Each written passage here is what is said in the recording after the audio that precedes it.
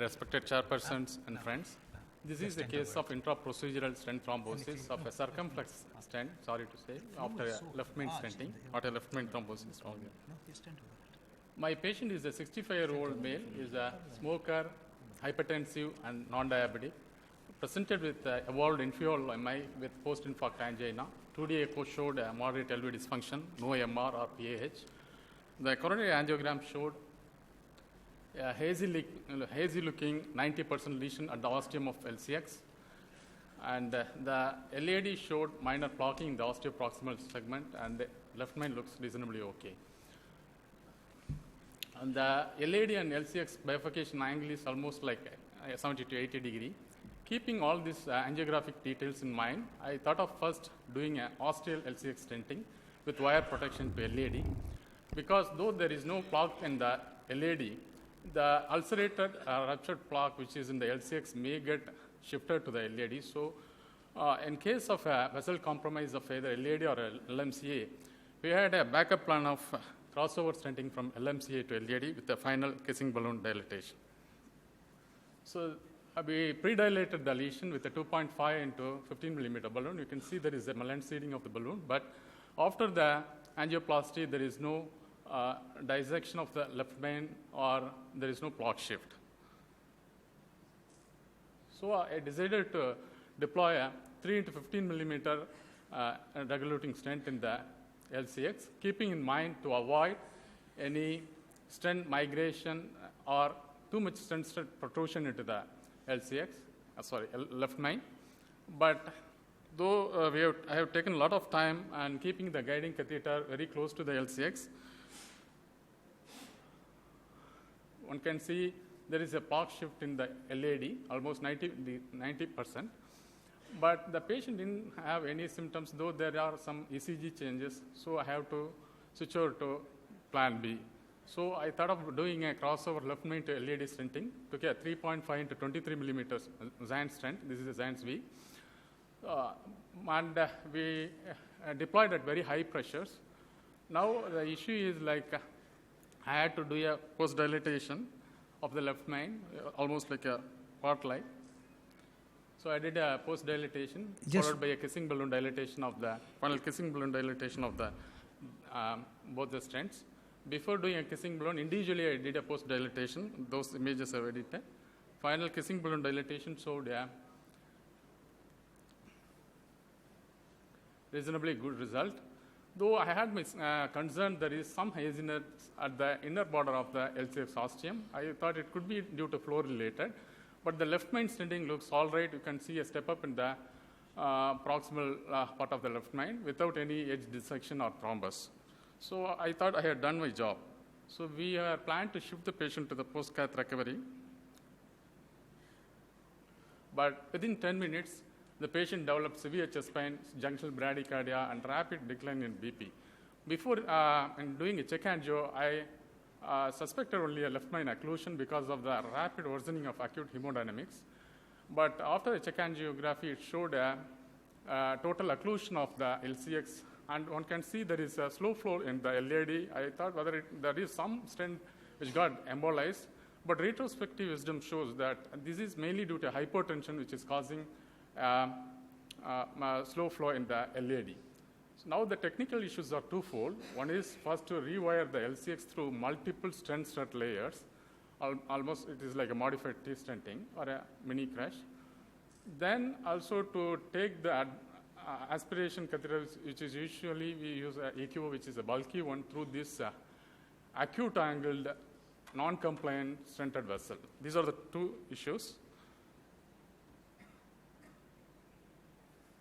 What I did initially, I made a bigger loop of the wire so that it should not go under the stent sets.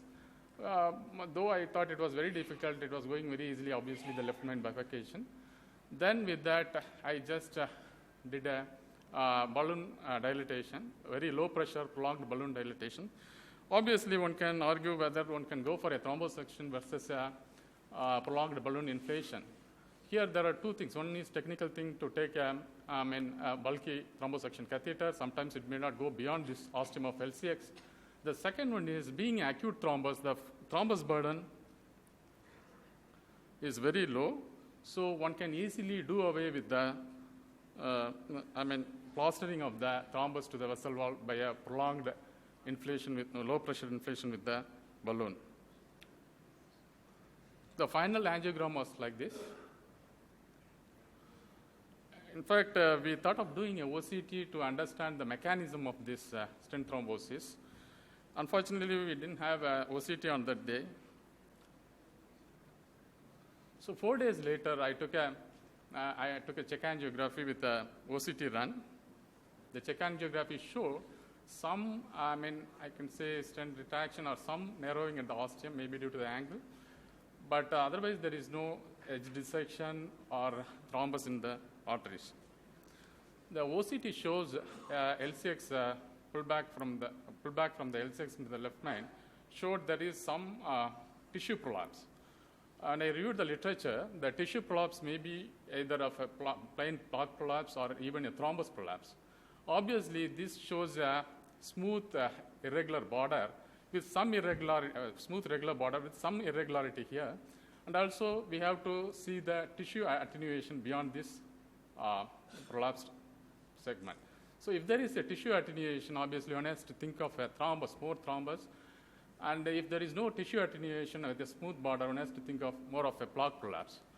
Then I did a pullback from the LAD to left main to ensure whether the stent has been well opposed in both the vessels. There is a well opposition of the stent in both the vessels without any edge dissection or any other complication. This is a run, pull through from the LAD into LMCA. Obviously, there is some blood swelling here.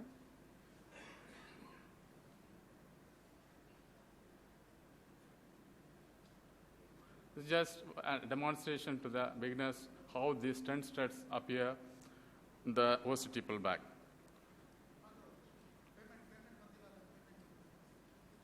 So there are a few learning points here. When one plans for a PCI, it doesn't matter whether it is a simple or complex, because most of the times, if you think simple, it may get complicated. One must have a very meticulous pre-PCI planning, especially in ostial stenting. Even if the other vessel looks all right, ostium of the other vessel, non-planned vessel looks all right, one must always put a wire protection that is not going to do any harm to the other vessel. Suppose in case of vessel compromise, one should adopt bailout strategies like left main stenting, thrombosection, or even a prolonged long balloon inflation, and bailout 2B3 inhibitors. Of course, imaging modalities like OCT is luxurious or comfortable, but one must have these imaging modalities in your lab. Otherwise, it is very difficult to find out the underlying mechanism of the complication. When I reviewed the literature revealed some of the insights from the landmark trial, Champion Phoenix trial. One of the trials which demonstrated the IV superiority of IV cangrel arm over standard care clopidogrel therapy. And this trial also validated the intra-procedural stent thrombosis as a standalone strong predictor of short-term and long-term mortality. There are various factors for this intraprocedural stent thrombosis. Why I'm stressing this point, so far in the past, all the trials have been conducted only in the out-of-cath lab stent thrombosis based on ARC classification.